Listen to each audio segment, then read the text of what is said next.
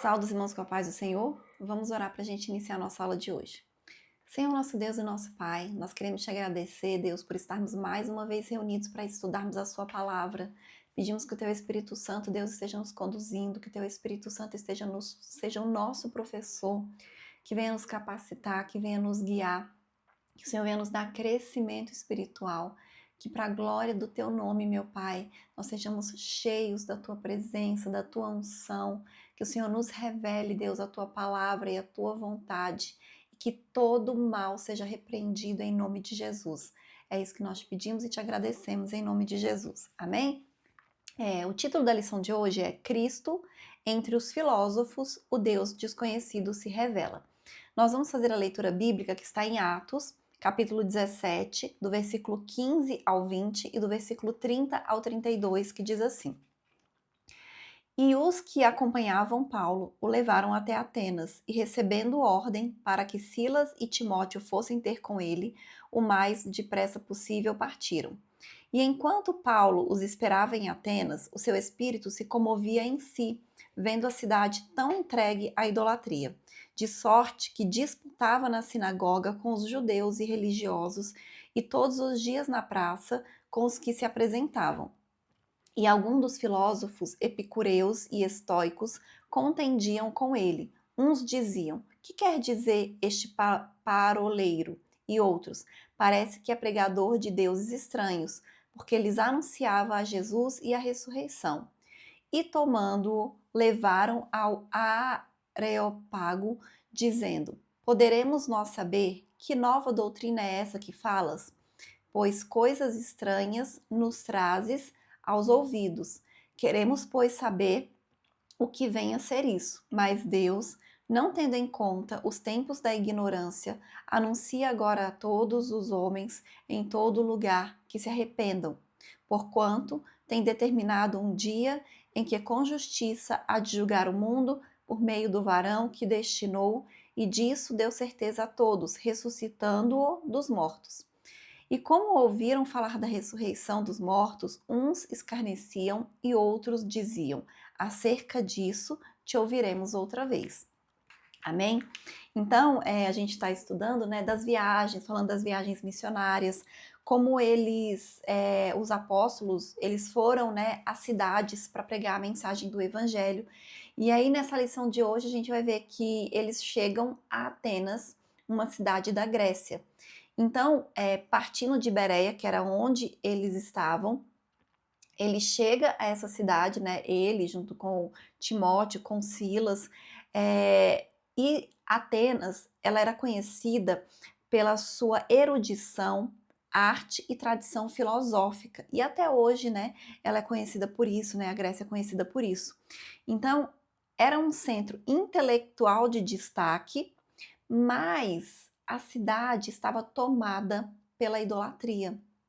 Eles adoravam muitos deuses, tanto que até hoje, né, a gente tem as histórias dos deuses gregos, né, porque realmente era algo que eles acreditavam e eles adoravam. Então a cidade estava tomada pela idolatria.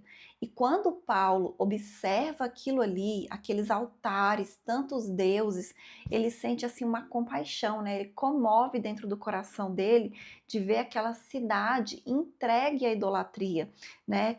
Como eles estavam tão distantes do Deus verdadeiro, né? Como eles acreditavam em tantas coisas, mas ao mesmo tempo eles não acreditavam naquilo que era verdade, né? Eles estavam cheios de engano. Então, Paulo, cheio do Espírito Santo, né, ele discerniu que por trás da sabedoria humana havia corações carentes de salvação, né? Então, eles conheciam muitas coisas, mas eles não conheciam a Deus. E aí, nesse contexto, ele começa a anunciar Cristo entre aqueles filósofos, revelando o Deus até então desconhecido para eles, né? Porque eles conheciam tantos deuses, mas eles não conheciam um Deus de verdade. E o primeiro tópico da lição diz assim: contexto histórico, cultural e religioso de Atenas. Atenas, o centro intelectual marcado pela idolatria. Então, quando Paulo chega a Atenas, por volta do ano 50 depois de Cristo, a cidade ainda exercia uma enorme influência cultural e intelectual, apesar de não ter mais tanta relevância política, porque estava sob o domínio do romano. E a gente sabe, né, hoje estudando história, que a Grécia, né, Atenas, foi o berço dos filósofos como Sócrates, Platão, Aristóteles, que até hoje são muito conhecidos, são muito famosos. E ela se destacava também, Atenas, pelas artes, pela poesia e principalmente pela filosofia.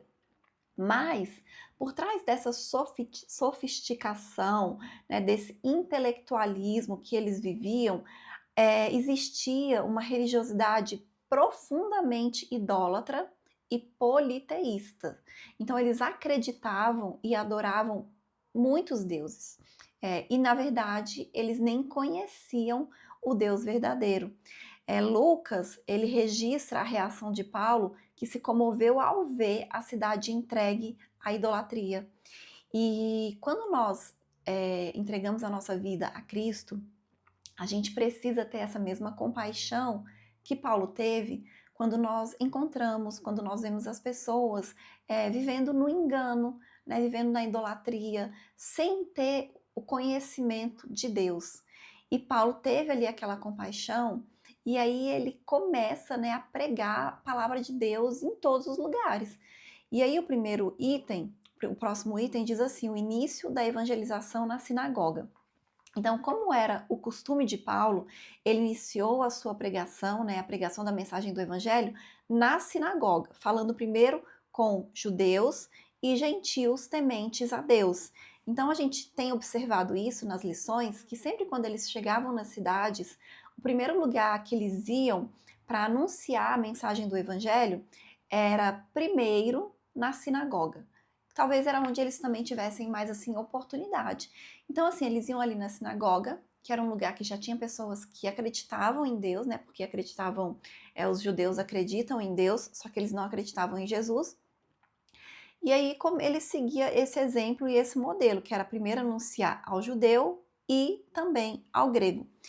E aí, a comunidade judaica em Atenas, ela era uma comunidade pequena, mas ela existia e oferecia para ele ali aquela base inicial para a exposição das escrituras e a apresentação de Jesus como Messias prometido, porque além disso, os judeus, eles conhecem o Antigo Testamento, eles conhecem as profecias a respeito de Jesus, né? Então eles costumavam fazer isso, através das profecias que os judeus já conhecem, eles falavam que elas se referiam a Jesus, né? Então faziam essa ligação. E assim, e aí continuou assim, né? A sinagoga sendo um espaço estratégico para anunciar o evangelho. Então era como se fosse assim uma porta de entrada, né? Eles começavam pela sinagoga e depois ali eles iam para outros lugares. E o próximo subitem diz assim: a proclamação do evangelho na ágora.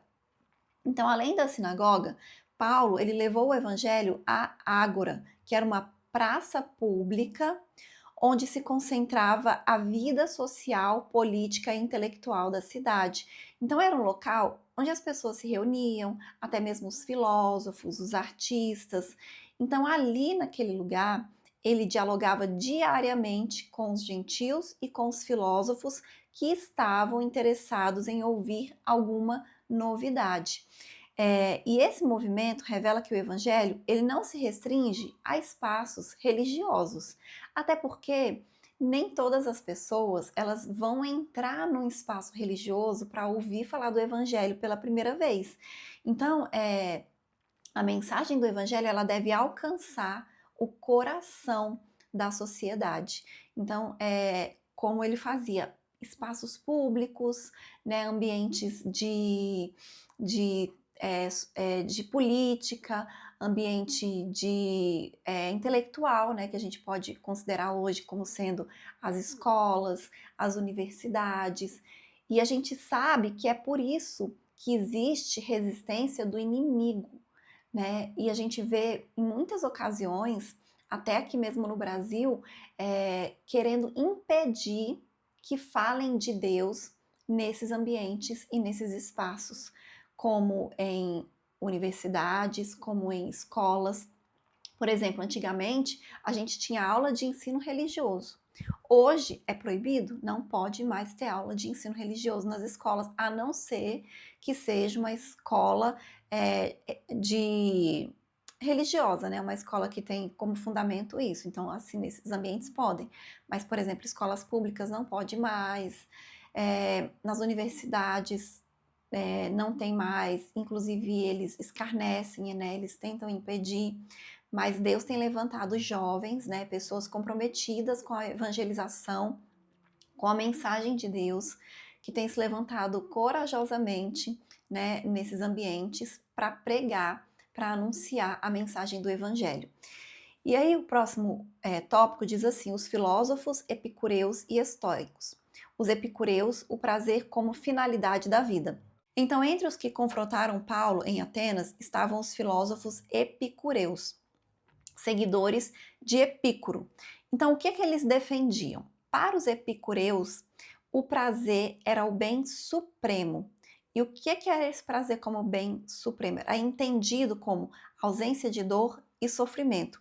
Eles eram totalmente materialistas, eles negavam a providência divina, admitindo a existência de deuses apenas de forma distante, impessoal e indiferente à vida humana. Para eles, a morte representava o fim de tudo. Então, assim, eles acreditavam somente no hoje, na carne, nas coisas que eles podiam tocar, nos prazeres humanos. Então, eles eram hedonistas, né? Eles viviam para satisfazer os seus prazeres, né? Para satisfazer os seus desejos imediatos. E essa visão que eles tinham, obviamente, ela confrontava, ela batia totalmente de frente com a mensagem do Evangelho, que afirma a nossa responsabilidade moral presente e a realidade da vida eterna. Né? Nós que somos cristãos e a mensagem do Evangelho, né, não prega apenas isso, você vai fazer apenas a vontade da sua carne. Não, a gente vai fazer a vontade de Deus. Amém? E aí o próximo tópico, subitem, né, diz assim: os estoicos, razão, destino e impessoalidade divina. Então, Paulo, a gente viu que ele também dialogava com os filósofos estoicos. Estes, eles eram seguidores de Zeno e valorizavam a razão, a virtude e o autocontrole. Já era um pouco diferente dos epicureus. Eles defendiam que o homem deveria submeter-se ao destino e controlar as emoções. Embora eles crescem em uma divindade, eles acreditavam Deus não como um ser pessoal, mas também um ser impessoal, né, que permeava todas as coisas. Eles eram também panteístas e fatalistas, negando tanto a ressurreição do corpo quanto a imortalidade individual da alma, posição que se opunha diretamente à fé cristã. Então a gente vê que os dois, tanto os epicureus quanto os estoicos, eles eram, na verdade, bem materialistas. Eles só acreditavam no presente. Olha, eles não acreditavam na vida eterna. Eles não acreditavam na ressurreição. Então, assim, a pregação da mensagem do evangelho era um choque com o que eles acreditavam. E aí o próximo subitem diz assim: Paulo levado ao Areópago, o evangelho diante da cultura. Então, assim, como eles estavam pregando ali naquele ambiente que tinha várias pessoas, não estavam pregando apenas nas sinagogas, eles tiveram várias reações adversas ali, né, diante da pregação, diante do que eles estavam falando. E aí Paulo foi levado ao Areópago, local que designava tanto a colina de Marte quanto o conselho de sábios atenienses. Alguns estavam desprezando, né, zombando, fazendo chacota daquilo que Paulo estava ensinando, daquilo que Paulo estava falando, chamando ele de paroleiro, né, como nós lemos. Mas outros estavam demonstrando interesse, estavam demonstrando curiosidade, né, diante desse ensinamento que para eles era totalmente estranho. É por isso que a gente não pode se negar de pregar a mensagem do Evangelho, porque mesmo que algumas pessoas resistam, não aceitem, façam chacota, façam piada, sempre vai ter alguém que está precisando ouvir aquela mensagem e ouvir aquela palavra. E se somos nós que conhecemos, somos nós que temos que falar, né? Somos nós que temos que emprestar a nossa boca para Deus falar através das nossas vidas. Então é isso que o Senhor quer, que a gente se disponha para pregar, para falar a mensagem do Evangelho. E aí, esse episódio, né, que a gente vê ali de Paulo, essa situação, nos ensina que nós devemos estar preparados para apresentar a fé cristã em ambientes intelectuais e culturais desafiadores, né, sem diluir a verdade do Evangelho. Então, o que é importante? A gente conhecer a Bíblia, a gente conhecer, né, a palavra de Deus. Porque quando a gente estiver nesses ambientes, o Espírito Santo, ele vai nos capacitar, mas a gente precisa ter o conhecimento, a gente precisa saber o que está escrito na palavra de Deus. Então ele vai nos dar sabedoria para qual versículo nós temos que falar, o que nós temos que falar, como nós temos que falar, mas para isso é importante que a gente conheça. Por isso que é importante a gente estudar, né, participar da aula da Escola Bíblica Dominical, porque aqui a gente vai aprendendo sobre a palavra de Deus. Amém? E aí, o próximo tópico diz assim: o discurso de Paulo no Areópago, observação cultural como ponto de contato com o Evangelho. Então, Paulo, né, ele foi levado ali para aquele local e aí ele faz um discurso. E ele representa um dos encontros mais significativos entre o Evangelho e a cultura helênica. Com sabedoria e sensibilidade espiritual, o apóstolo, ele não inicia com ataques, e a gente precisa ter essa sabedoria, a gente nunca vai atacar quem tem uma fé, uma crença diferente da nossa. Ele constrói ali pontes, revelando como verdade de Deus pode ser anunciada com firmeza e respeito em ambientes culturais adversos. Então, assim, a gente tem que se manter firme, mas nós temos que ser sempre respeitosos. O apóstolo Paulo, ele inicia o seu discurso reconhecendo a religiosidade dos atenienses e menciona o altar dedicado ao Deus desconhecido.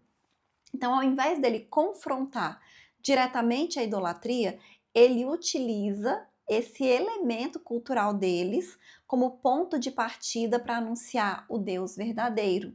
Então ele não ataca, ele usa a crença que eles tinham em outros deuses, porque ele também reconhece, olha, se eles acreditam em tantos deuses, eles têm fé, só que eles estão tendo fé na coisa errada, né? E muitas pessoas, elas estão assim hoje, elas têm fé, só que elas não estão sabendo para onde direcionar a fé, né? Elas têm fé, só que nas coisas erradas. Então é por isso que a gente precisa apresentar o Deus verdadeiro, porque foi isso que Paulo fez ali para aquelas pessoas. O Deus criador, o próximo item, né, fala, o Deus criador, sustentador e senhor da história.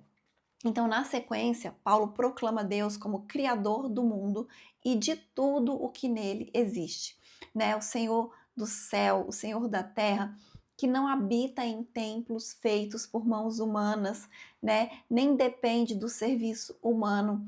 Afirma a unidade da raça humana, a soberania divina sobre os tempos e limites das nações, né? Que é Deus que está no controle de todas as coisas, revelando que o propósito de Deus é que os homens o busquem, né? Então, ao citar poetas gregos, Paulo mostra que na cultura pagã há vestígios da verdade, mas conclui que Deus não pode ser comparado a imagens materiais. É a mesma coisa que aconteceu lá no paraíso com Adão e Eva. O que é que o inimigo faz? Ele conta meias verdades. Ele chegou ali para Adão e Eva e falou assim: olha, o que Deus falou? Ele falou que vocês comerem vocês vão morrer. Isso é mentira.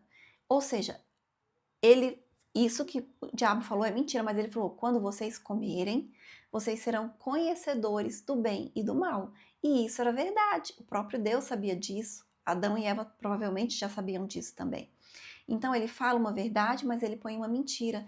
Então, o que o Satanás faz até hoje?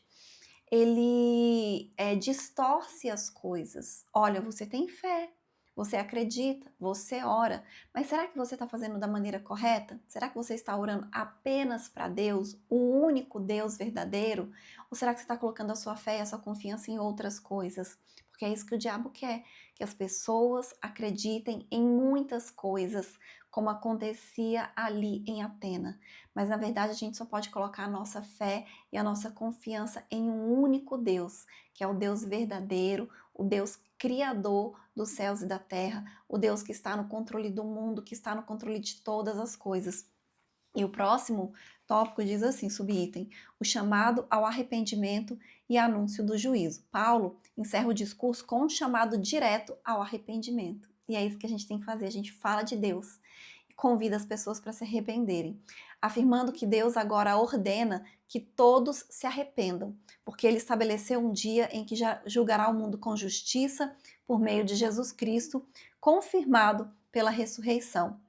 Então ele fala, olha, o que eu estou falando, o que eu estou pregando, falando sobre Deus, sobre Jesus, é verdade. E a prova disso é que Jesus ressuscitou.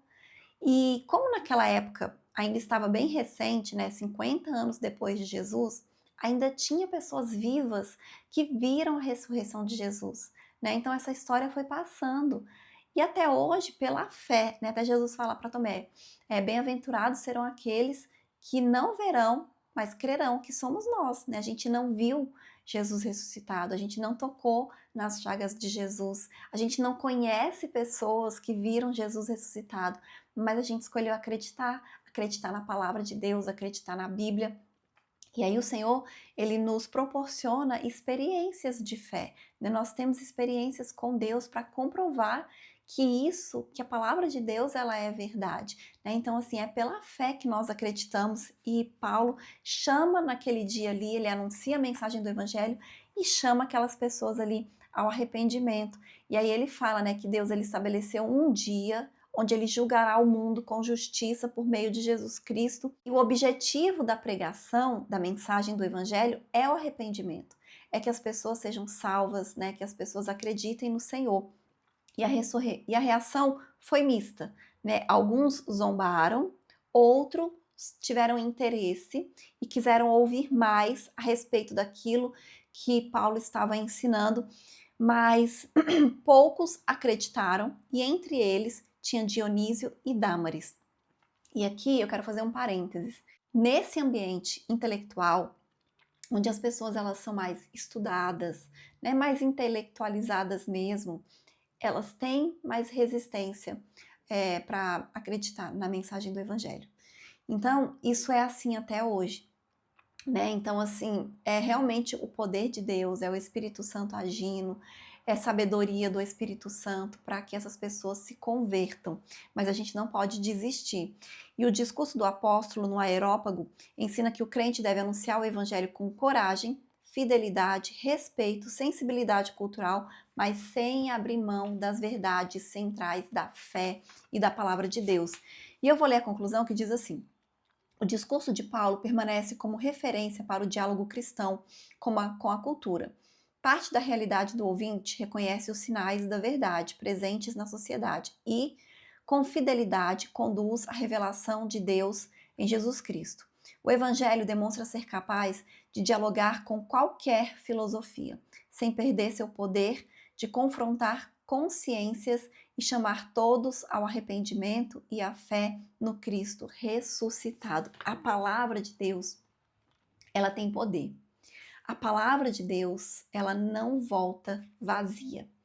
Então, por mais que existam corações resistentes, pessoas que têm a mentalidade fechada, é o Espírito Santo de Deus que age e que trabalha. Mas nós precisamos ter sabedoria. Nós precisamos respeitar as pessoas, respeitar a cultura das pessoas e anunciar a mensagem do Evangelho com respeito, com sensibilidade e guiados pelo Espírito Santo, porque era isso que Paulo, né, e todos os outros apóstolos faziam. Amém? E essa foi a lição de hoje. Até a próxima aula, em nome de Jesus.